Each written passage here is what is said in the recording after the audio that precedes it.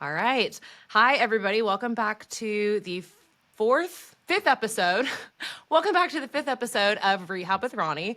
I'm Roni, and I'm here today with my first ever guest, Dr. Bobby Hines. Hello, hello. And he is, I want to say, my mentor. I, I don't know if that's my favorite word, but you really have been like a mentor to me. And we also went to the same physical therapy school. So I was really excited to have Bobby on as my first ever guest. And yeah, Bobby, just introduce yourself. Say hello. Yeah, well, first of all, I'm honored because we just chat about business stuff. That's pretty much what the relationship is there. So you can call it a mentorship or whatever, but We're no, just buddies. just buds doing this business thing together. No, so I'm Bobby Hines. I'm originally from Warner Robins, Georgia. I have a practice in Athens, Georgia, technically Watkinsville. It's called Fine Tuned Performance. Started it about a year and a half, 2 years ago, and have just been absolutely blessed to see it grow and been able to serve more of a fitness community, athletes in the area. So it's a blast, and here we Yeah. are. So Yeah, here we are. I was when I was thinking about the things that we were going to talk about, I was having this memory of one of our first interactions because Bobby graduated a year ahead of me, and we were in a practical, and one of our professors was doing the main stuff, and then you were kind of on the side also helping grade. I don't know if you remember this, I but don't actually, so I'm weren't you interested class here. president or vice president? Copres. Co-pres. Okay. Yeah. And anyways, you were the one grading me, and you came to me afterwards in the hallway and you were like, "Hey, great job. Like I really think that this was all you gave me all the high points and you gave me a couple things to work on." And I remember thinking, "That's so nice. Like thank you so it was such good constructive criticism." It was with Dr. Hunt's class. You might not remember Oh, this okay. moment, but anyways, I remember thinking you had a very I guess a leadership personality, and you kind of were able to communicate well and get people hyped about the profession.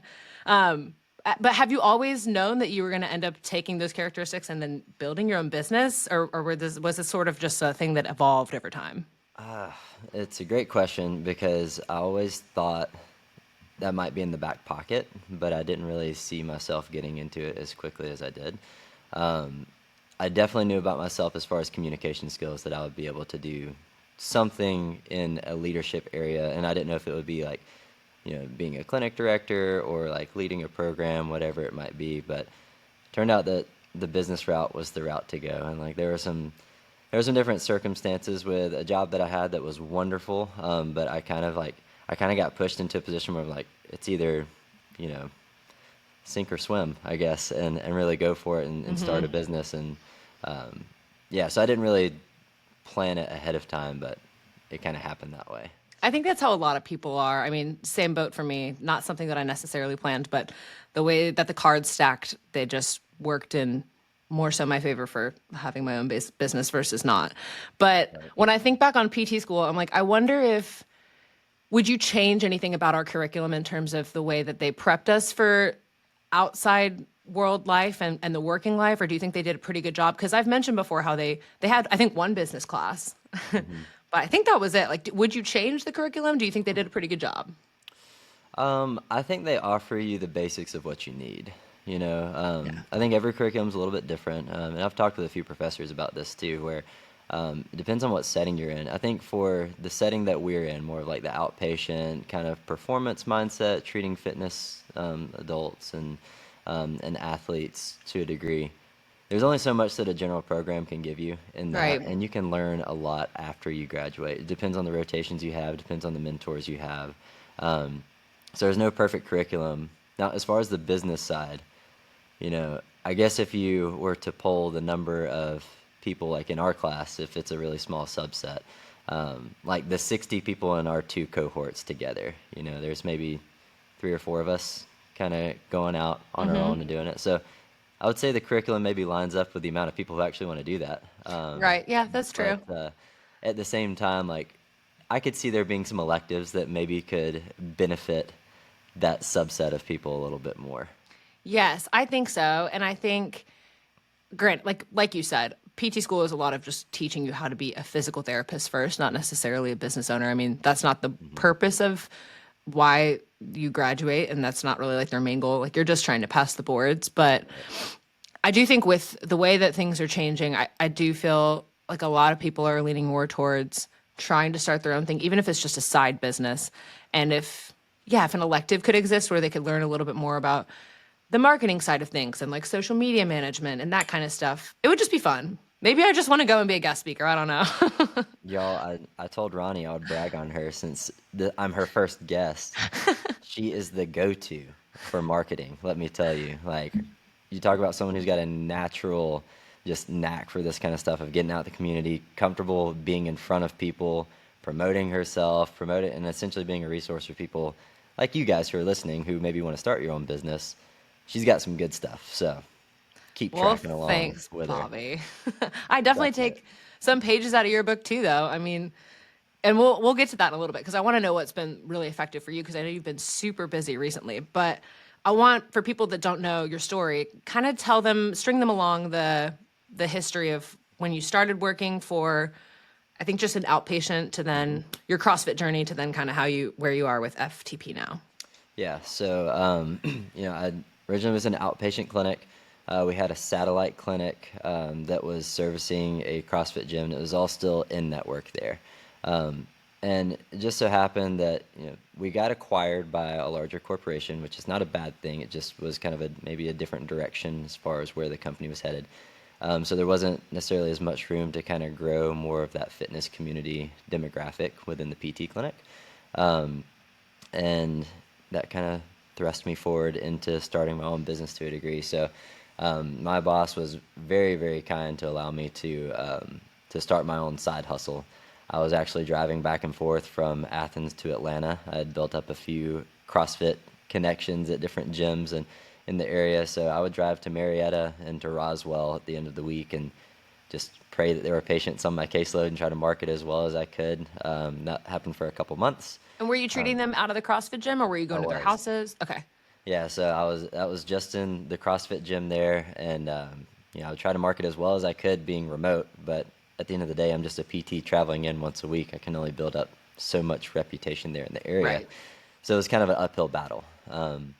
And then I was done at my job mid-June, and I didn't have a spot set up to actually rent space in a CrossFit gym here, CrossFit Oconee, until about the beginning of August. So there was about a month and a half where I was just scrambling, doing home visits, praying that this thing would work, and finally got into the CrossFit gym, and that's where I could really hit the ground running and like really be invested in a community and like from the marketing side of things, when people trust you already as a member of the community and they know that you're invested in what they do, in this case it was CrossFit, then it's so much easier to treat people. They just know that you're a trusted individual, trusted person who's going to be an advocate for them, as opposed to someone who's going to tell them, no, stop doing that. You're not doing something good for your body. Like, no, they want a PT who's going to tell them, go lift, but here's some modifications And to you do also that. do CrossFit too, and you have for a while, right? Yeah, So that's my fun background. So yeah, that builds credibility because they're like, oh, this is my physical therapist, but also we were back squatting on Friday together, and I'll see him Saturday morning for a session or whatever. It exactly. helps them kind of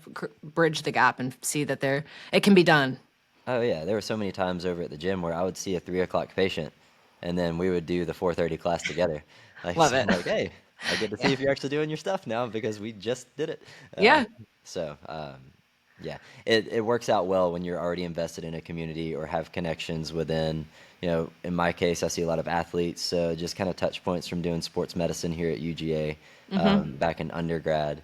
It's a whole lot easier to kind of market and connect with people when you're already invested in that community too. So Yes. And yeah. so then you were pretty into the CrossFit community. You had a pretty sweet setup at that gym, which I've seen before, and it's one of the coolest CrossFit gyms I've ever seen.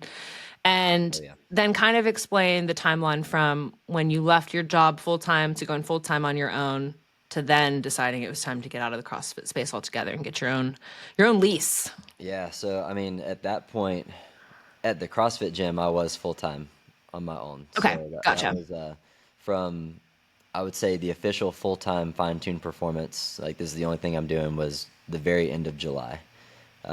And then from then on, I was at the CrossFit gym just having my own business there. Um, so that was it was a scary moment, but so liberating for sure. Yes. And just naturally got to see the business grow a little bit there. It was fun to finally kind of be free and market and have a space and just like your space that you've got, it does make it a little bit easier when the space sells a little bit for you, and people are excited to come in and see you and see that this is a resource that adds into what they're already doing. So thankfully, I got to see the business grow a little bit there, and by about Christmas time, it was time to grow into my own standalone space. So I started looking around the area. I'm also very, very type A, so it's like, man, I really want to control the patient experience and make it great from the very end when they look at the website to the very end when they're actually completing the appointment, my follow-up emails, all of that. I wanted to control every bit of that, and having a standalone space was a big part of that too.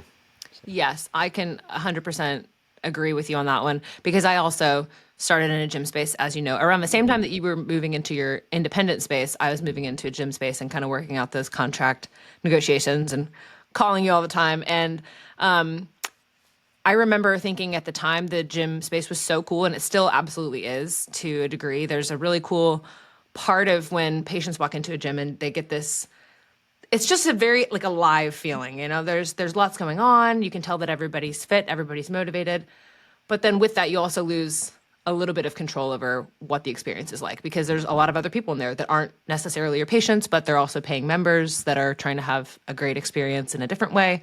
So when you're in your own space, truly on your own, it's if you're type A, which I feel you on that, it's rewarding because you're like, okay, let me control this environment to every degree.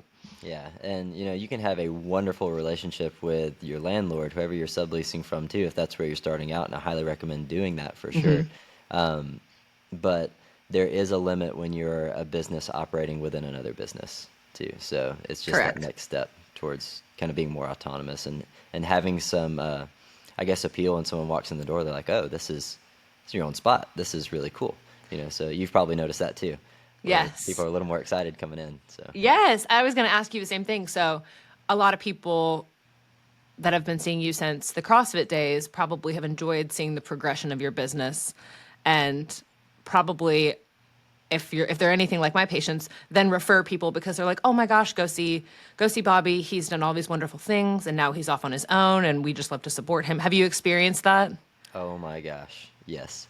Um, yeah, people are excited to see you grow, for Yes. sure. And like your day one patients or clients are your biggest advocates, and it's really encouraging because they're going to support you regardless of what you're doing because you give them a great product, you get them better, and you have value for them too.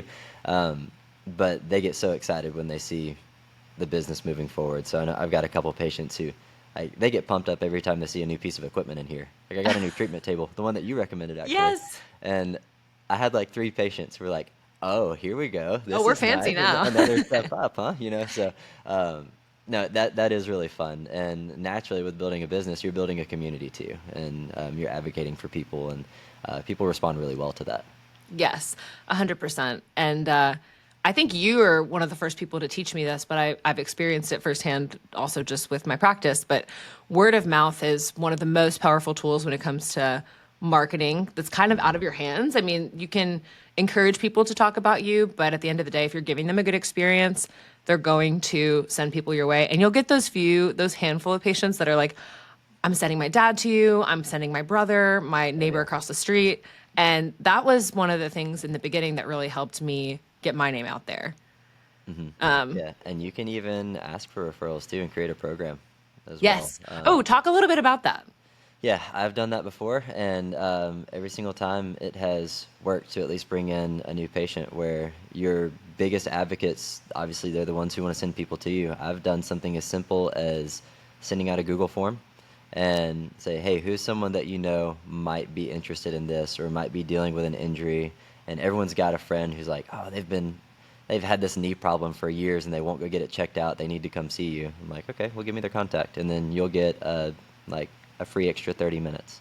Like it's just a discount referral kind of thing. People like to, sometimes they won't even cash in their reward, so to speak. But Right. also, like it just helps you build more of those warm leads and referrals too. Right. And you already have the connection of that person that you've treated that also knows the person that they're sending. And so Oh yeah, it's a yeah. talking point that you can already kind of touch on. And yeah, Hmm. that's great. I love it. I Yeah. haven't done much of a referral program, but I've seen the ones that you've kind of posted about, and I always think it's a genius idea. Yeah, and I have one too where if I know a referral was directly from somebody, like I know without a doubt, oh, so and so, Sarah told her friend Jonathan about me, and I know that's exactly why Jonathan's coming in, then I'll just tack on a visit to Sarah's account Yep. and so on. So, yeah. Yes, I've done the same. Mhm. And people love that because a lot of times when they are referring, they're like, oh, I wasn't doing this for any kickbacks. I was just wanting them to come to you, but thank you. And so they're extra appreciative, you know? Absolutely. Yeah. Yeah. I guess we kind of already touched on it a little bit, but you recently, I mean, last time we spoke, you're drowning in patience. You're so busy, which is great. We love that for business. I'm curious what you think has been one of the most, and you can name a few, a couple, just most impactful marketing, advertising strategies? Like, how are always patients finding you? How are you getting so busy? Aside from the fact that now you've been established for over a year, and so that has some credit with it too. Drowning in patience. What a hilarious term. Yeah, I mean, the schedule's been full for sure, and it's been I made fun. that sound like a bad thing. That's a good thing. I Yeah. just maybe that wasn't the proper choice of words, but No, no, no. I mean, the schedule is full, which is a great problem to have, so to speak. But no, there came a point where I think the beginning of the year, it was a timing thing, like you said, which I know, like outside of the timing, persistence is a really, really big key for it, and just continuing to like. There's a time where word of mouth kind of exponentially grows. So if you continue to just chip away at things and chip away and make sure that the patient experience is great, that will come back to you down the road. So even if it feels like you're on the grind and you just can't get people in the door, um, it's eventually going to pay off for sure. yeah. The other thing that I brought in was an admin assistant, and her name is Abby. She's incredible. I call her the Swiss Army knife. And all of the things that I used to have to do manually, I used to have to block out time for specifically for my patient follow up, for like just checking in on people, and like I still do that. But we've got a system set up where we're running reports of who hasn't been on the schedule in a few weeks, who's got visits left in a package that they've done. And I was really scared to hire someone because I was like, oh man, as you're growing a business, you want to keep things lean and cut costs down a little bit. Yeah. But also, let me tell you, like, she has been phenomenal. And talk about having someone bought into the mission of the company. It increases the value of the patient experience down the road too. And like when someone else is reaching out to help out, and it's not just the PT every time, like people start to see that it's growing, and again, it adds that credibility to the business too. That's a So really good point. yeah, if it might be something you could be looking at here I know. I'm soon like, at the some wheels point. are spinning. Yeah, it adds credibility, and she is automatically trying to fill up the schedule, and it has worked. And there are more people that slip through the cracks than you think, even if you think you're not seeing many people right now in your own business. So it always helps to have that extra touch point. So that's a big one. Um, yeah, and then Okay. I would say the other piece of advice there is have lots of fishing poles in the water. You can't rely on just one.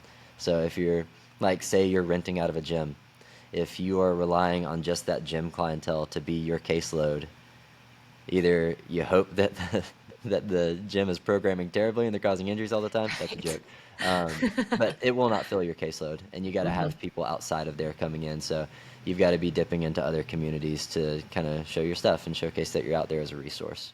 Yes, and I have touched on this in my most recent episode, just different marketing strategies. And one thing that I think is looked over a lot of times is people go out and market a lot of times, maybe once to one location one time. And let's just say, for ease of mathematics, 8 out of 10 times, none of them ever follow up, but two will. So those two that follow up and take interest in your business and seem like maybe they would be a good referral source, and vice versa, like maybe you send patients to them too.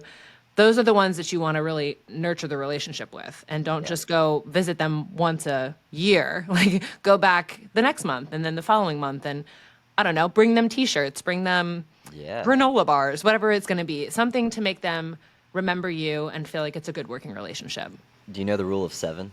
No, With tell this? us. All right, so research shows that normally it takes about 7 interactions with a product or a service for someone to actually create the transaction. So it could be seeing Rehab with Ronnie's name out there. And then, oh, I got an email because she was doing this event. Oh, she's at this gym doing a workshop. Oh, I got another email. Oh, I just saw her billboard out there. Like, it's normally on average about 7 times before we interact with marketing, Wow. before a transaction actually happens. So persistence is very, very important there. That's important to remember because a lot of times it can also feel like you as a business owner and the person doing most, if not all of the marketing, feels like overkill. You know, you feel like you're doing it way too much and people are sick of you. And that might be the case, but the majority of people don't even know that you exist. I say that often. So, yeah. Yeah, and the people who are actually interested in what you do, like those are 7 meaningful interactions. And you'll naturally filter out the people who are not interested, and that's part of running a business too. Yeah. Learning like learning who your avatar is, learning who your market is. So, Yes, yeah. yes. The patient avatar is an important thing to think of because when I was starting, I kind of had this mindset like, oh, I treat everything, which was sort of true when I was working in the corporate PT world. I mean, you name it, I saw it. I had to be really well-rounded. But when you go off on your own, you get the opportunity to sort of narrow down your focus and figure out what you want to see more of. What would you say your ideal client looks like, or the most common thing that you see, I guess? What kind of patients coming to you? Yeah, I've got to split it into 2 specific categories there. So kind of maybe late 30s, mid 40s, adult in some type of fitness capacity who they are still competitive in their head and like they want to, you know, edge their friends in a workout, but also they've got like kids to take care of and they Yeah. want to stay really healthy and longevity is in their mind. So that's one. And then the other is the intentional athlete. So it could be as young as middle school. Normally it's about high school or college age where there is a future in a sport that someone is tracking for. And they're looking for this as really high quality PT services that are going to go above and beyond what maybe they're getting at, you know, just with treatment at their school or with a standard rehab protocol at, you know, just a standard in-network clinic. Sure. That's awesome. That sounds like you kind of have it down pat. Those are my folks right Those are now. your folks. And, you know, it doesn't mean that I turn away people who aren't in that demographic, but still, like, that's probably what's making up 85-90% of my caseload right now. Yep. Yep. Yeah. I would say similar for me, a little bit different in terms of the athletes because I rarely see high schoolers. It's more so people in their 20s, 30s, sort of Yeah. like us trying to get back into something. And then more so like your middle aged adult that's also training for the Ironman or something. Yeah. And you got to know your community too. Like, being where you are, you're probably not, like, high school sports are massive here in Athens. And it's only growing. So there's such a large community when it comes to youth development. And being a resource for them is a really big thing here. Whereas that might not be the case with you being in kind of a larger metro area True. and, you know, just a different demographic overall. Yeah, absolutely. When you think back on, you've been practicing for 5 years, 4 years, Oh gosh. Yeah, coming up on 5. coming up on 5. What is your favorite thing to treat? And then tell me your least favorite. Because I think these things change over the course of time. Oh If you man. can think of one of each. Yeah, my least favorite thing to treat. Oh, that's such a great question. I would say probably tennis elbow. Like, because it's all about managing expectations. And the research shows that like this stuff can just spontaneously get better at about a Yeah. year out too. So like you're really trying to be diligent, but just you're also trying to educate, hey, this could be a while. So you have to really manage expectations, which is not a fun part, but like you still have to be intentional. Um, Favorite thing to treat, I would say low back pain. When people complain of their back spasming, like this happens a couple times a year, you can get some immediate relief for folks and see like life change happen in front of your eyes. When you get people moving and you just see their confidence build because like, oh, I didn't know I was allowed to do that. I didn't know I could lift that way. I didn't know I Yeah. was allowed to stretch in that way. So like the quick satisfaction ones like that. Yes, I agree. And it's funny because low back pain, the non-specific low back pain that those referrals you get when you're working an outpatient, Hmm. it's it's so common, and a lot of times it wasn't my favorite, but over the past 2 years it's become more and more my favorite because I see it on my schedule and I'm like, oh, we're going to do some good stuff. They're going to be feeling good. Oh yeah, like you can get, that feeling. You get confident before they're coming in, Yeah. and they're like, okay, this person have an extra coffee or something. What's their deal? Yeah. So, Yeah, they definitely think that when they meet me. I'm like, "Hi." hello, hello, Yeah. welcome. Yeah. So You were talking about making the experience and having control over it, like making it great from start to finish, but which I know you do. When people are actually in PT with you, like say first visit, what would you say are a couple things you do that maybe set you apart or that you just feel confidently change the experience for them and make them excited to come back? Oh yeah. So I'm really big on making sure that attention to detail for one-on-one care is first and foremost in their head. So like they're always going to be the only patient that I'm working with at the same time. There's never any overlap. I would say that, and some of this is taken from a few talks I listened to recently, but like the space sells a little bit. Like it kind of adds credibility. So in my clinic, much like yours, I tried to make it feel very homey, a little bit bougie, make it feel nice. Like when you walk in, oh, I'm going to get taken care of here. Sorry, there's a garage door opening next door to me, if you can No, hear you're it. good. So I try to make sure there's music going on in the background. I try to make sure it smells nice. I try to Yes. make sure that they're offered water or a coffee or something. I've got a little Keurig in the front. All those little tiny details that make it feel like, oh, I am the priority here when I walk in. That's really big to me. So we've set up the lobby in that way, where Abby, again, the Swiss Army knife, doing a little bit of everything. She'll greet patients at the door, make sure they're taken care of. And everything kind of matches the same branding too. So when you walk in, like you're seeing FTP everywhere, you're seeing a clean space. You're all those things that it seems like it would be standard, but it's not always standard when you walk into a PT space. That I try to make sure those senses are kind of appealed to when people walk in. Yeah, and then other than that, I try to make sure that everything is efficient for the patient, so they get their exercises quickly from me. They get it's easy to book. There's no barriers to entry. That if we want to schedule something the next 2 or 3 weeks or so, they can do it right then and there. So it's all very, very efficient for them, and they feel taken care of. Yes. Yeah. I love the scheduling ahead of time. And I make that a point to always finish with the evaluation, unless it's something where they're like, I won't be back for a month. I'm going out of the country. Otherwise, I'm like, okay, we need to schedule some follow ups. I want to make sure that we get the times that work best for you so that way I'm available for you.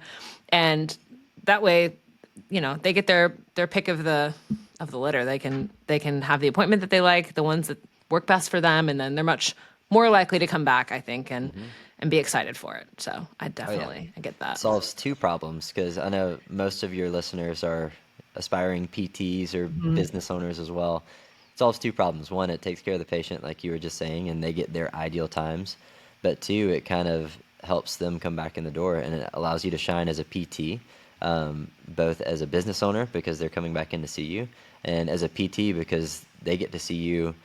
They get to see your skill set through the entire rehab as opposed to just a one-off visit, and that's a Yes. very different skill set too. Yes. And I'm sure for you it's the same, but I don't typically get the one-off visits anymore. I think it's happened like one time since I Mhm. started. I had somebody no show, and that was actually really recent. But most of the time, if somebody is having a good experience from start to finish, like you just described, the likelihood of them just never coming back is it's like almost zero. Something Right. would have to be totally out of whack, out of the blue for them to just Mhm. ghost you, which is a little bit different when you're in the outpatient world and maybe it's a little bit more demanded by insurance or the healthcare providers making them go just so they can get an image or something. Yeah, because I mean, I think this is something we talked about ahead of time before the podcast that you sent over, but people are willingly coming in and paying for these services most of the time out of pocket, and Right. they might have insurance. So you do run into a group of people who are really, really motivated to come in and see you. So you tend to not deal with the no-shows or late cancels as much. It does happen It does. at times, but at the same time, most of the time, it's a pretty motivated population. Yeah, I completely agree. And I was talking this a little bit with that news interview we were just talking about. They were saying you probably get people better a little faster because of this one-on-one time. And I said yes, but there's also a point that I want to make that I'm curious if you agree. Like, I think my plans of care can be shorter sometimes, depending on the issue at hand. Obviously, it depends on the patient in front of you. But there's also something to be said about the kind of patient that's coming. Because when I'm working an outpatient and I have a low back pain that's been going on for 20 years, the likelihood of them feeling a lot better in 6 or 8 visits is a lot less than somebody who's motivated, paying out of pocket, pretty active otherwise, and also having some low back pain. So I think that that plays into how long you see them. And I don't know, I'm curious if you experience the same type of thing, or maybe you see people longer because they're trying to get back to sports. Yeah, I think the best way to answer that or kind of talk about it is just the process in which I go about treating people anyway. So I have a 3-step process that I tell patients about here. It's a feel better, move better, and perform better process. So like the feel better is step 1, we're going to get you out of pain.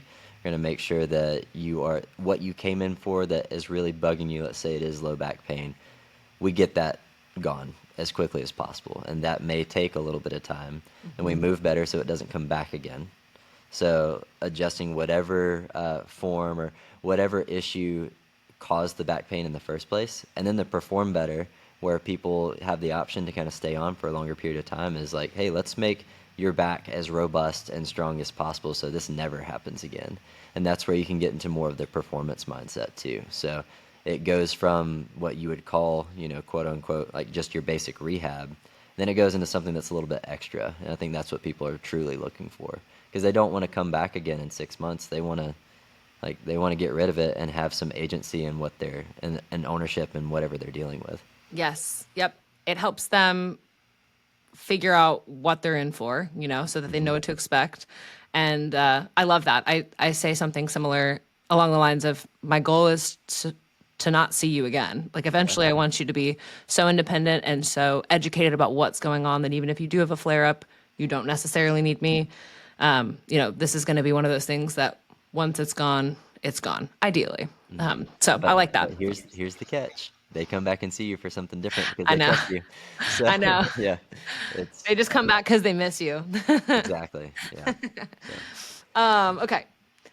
I'm curious how your mindset has changed as a business owner over the past, I guess you've been doing this for like 2 years now, going on 3. mhm. So yeah, I mean, I'm sure you were in a different headspace going into it compared to how you are now. I mean, what kind of things have changed that you think are most notable? In the business structure as a whole, or I mean, initially it was like, hey, replace your income and survive, please. That would be cool. Yeah. And now that like there's a little less of the fear of like, oh, we might go out of business tomorrow. Yeah. Like that's not necessarily at the forefront of my mind anymore. But um, the touch points are a little bit different now. So instead of just like, who can I get in to see this week? It's more so, how can I really touch and invest in the community for the long-term health of the business? Because like I love treating for sure, but I also know that I think I love developing and leadership a little bit more. That's just my own personality, and I guess kind of hitting on. I feel terrible that I don't remember this interaction from after your lab, That's but okay. It was a long I time ago. I genuinely do enjoy leading and developing others really well. So, like, if my schedule were back to like treating just maybe 10 hours a week and the rest of that was being a mentor to employees or developing other PTs, and then finding ways for fine-tuned performance to really be a pillar of the community, that's kind of the next step here. So, it's shifted a little bit, but it's still the same bones of the business. It's just kind of some larger goals, I would say. Yeah. It's kind of where the mindset's shifting. I like it. I like that you don't have to worry so much about surviving, because I know that I know that struggle. It's a scary feeling in the Oh beginning. yeah, yeah. But it tends to work out though. I mean, I feel like people who do take the step out on their own, if they really mean it, like they're going to be passionate about making something work, and people end up having some success that way. Just from, I mean, fear of failing can be a great motivator. Don't get me wrong, but also like just the aspiration to do something really cool and really impactful can be a really good motivator too. Okay, this is a question that just popped into my head, but since we took somewhat similar paths and I think we're both motivated in a similar way, Mhm.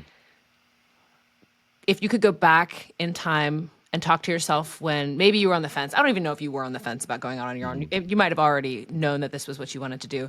But if you could offer yourself a piece of advice, and this is really for my followers who are considering doing the same thing, but you're on the fence about it and you're not sure if the risk is worth the reward, what would you say to your younger self? I would say actually write down some goals of where you want to be in 10 years and see if what you're doing now aligns with that. As I was kind of in my job coasting a little bit, honestly. And thank goodness for my wife because she is my biggest advocate and was the one who kind of kicked me in the butt to actually start this. Because she saw just my mood and my motivation just kind of dwindling a little bit, and she hated to see that too. But as soon as she was encouraging me, and then I kind of looked at like, oh my gosh, I'm going to be doing the same exact thing for probably similar pay. Like, not that compensation's everything, but like, probably be doing the same job pretty much in about 10 years from now. Yes. And that's what drove me nuts a little bit. So, advice to my younger self by 2 years, I'd say write down exactly what you want to be doing, like with as much detail as possible. What is the dream job, and don't hold back on it. And then just see if what you're doing now aligns with it. And Yeah. then what that automatically does is that creates the first part of your business plan because everything has to align with that goal if you really want to make your dream job out of it. Because you don't want to create a treadmill for yourself. You want to create a business that allows you to actually have that goal, whatever it is for you.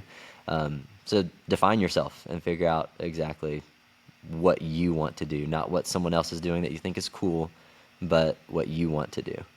Yes. Yeah. Because if you're basing it off of what you've seen other people accomplish or what you think you should be doing based off of what they're doing, it's not going to come from a genuine place and you won't be as motivated to make it happen, I think. Oh yeah.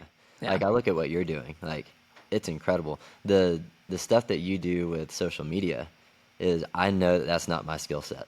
And I know like if I tried to be like rehab with Ronnie, I would fail miserably. It would be a rough time. Because you'd be But trying to be me, though. You got to be uh, rehab with Bobby. and I ain't Ronnie. I'm Bobby. So yeah. Um, Yeah. write down your own goals for sure and figure out if it aligns with what you're doing right now. Yeah, I love that. And it's a good point to bring up because I think a lot of people see what I'm doing, what you're doing, and want this checklist of things to be able to do to just get to the Hmm. same place.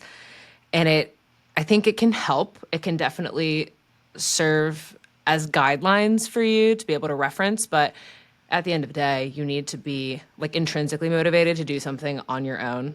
And yes, use people as motivation, like I used you as motivation, but me trying to do exactly what you do would also not be working for me, you know? So it's Right. just, you got to find your own, you got to forge your own path. 100%. And Yeah, everyone's got a different skill set and personality, so that path will naturally be different. So, exactly. yeah. Yeah. Awesome. Okay, couple more questions. This one I feel comfortable bringing up now because we already chatted about it, but I'm expecting in August. Let's A little go, baby, yes. Mama And Ronnie. so excited. And you also recently had a baby around Christmas time.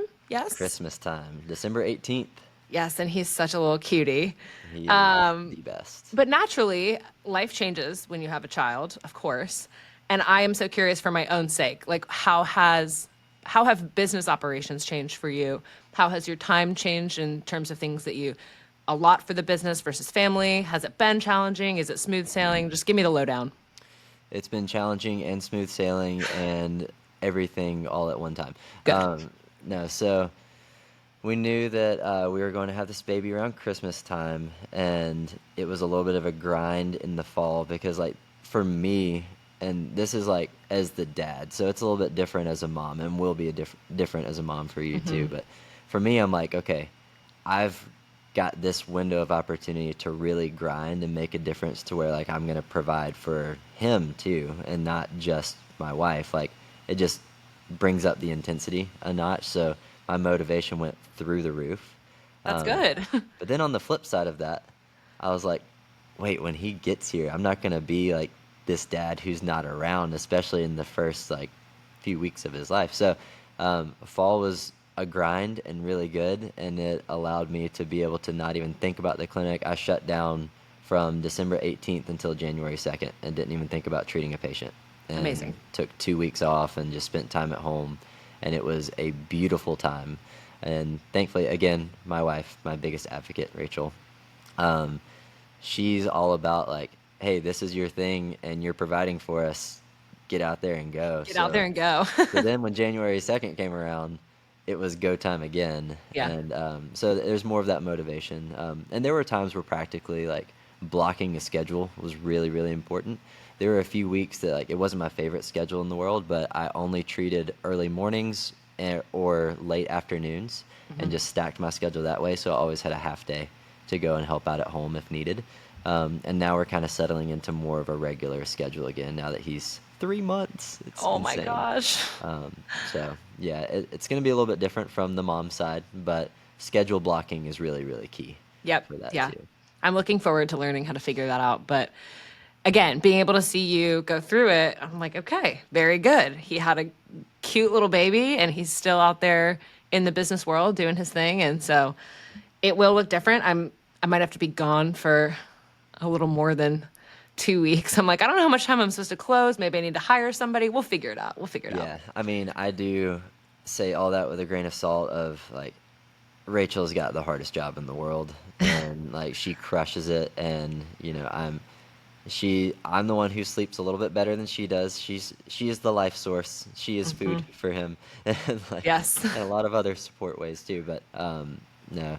She takes the brunt of it in that regard and I know I do have it easy, but in return I'm like, okay, I'm gonna grind for you guys and make sure you're taken care of and get everything you need to and all the resources possible. So, Yeah.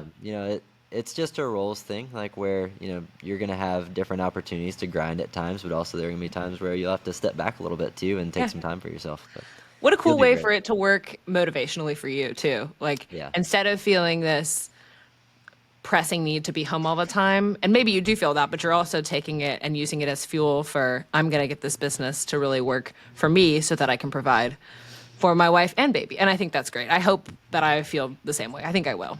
Oh, you will.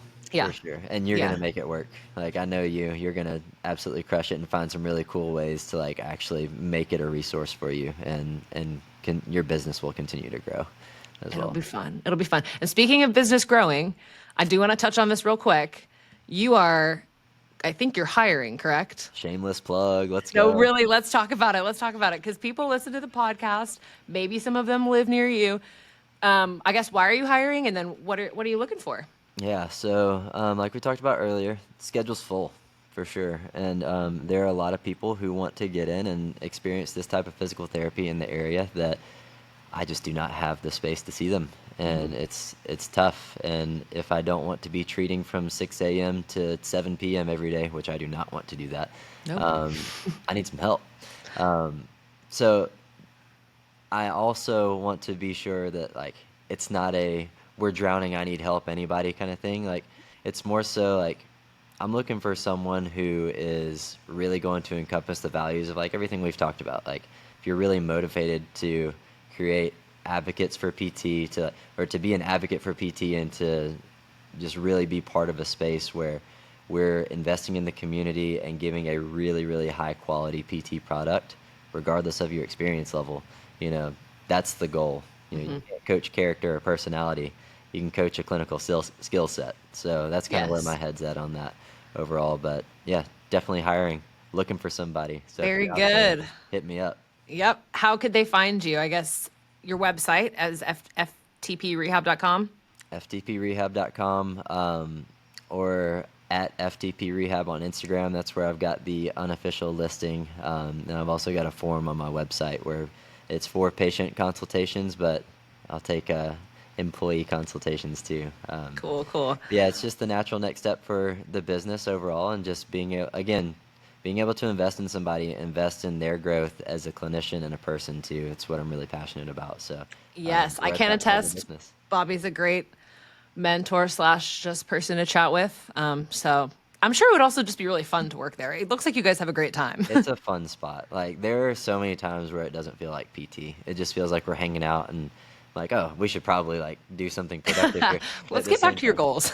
let's get back to that. But Yeah. no, it's a setting where I will kind of elaborate on that too. Like people trust you a lot, and therefore like they start to see you as more than just their PT. They see you as someone who just cares about them and a friend. Like I can't tell you how many times I've like gone and hung out with a patient because I've invested a lot into their life, and I want to kind of see what they're about. Hmm. I went and with a longtime client of mine, I went and did a jujitsu class with him, and he gave me a black eye. That was embarrassing the next day for my other patients.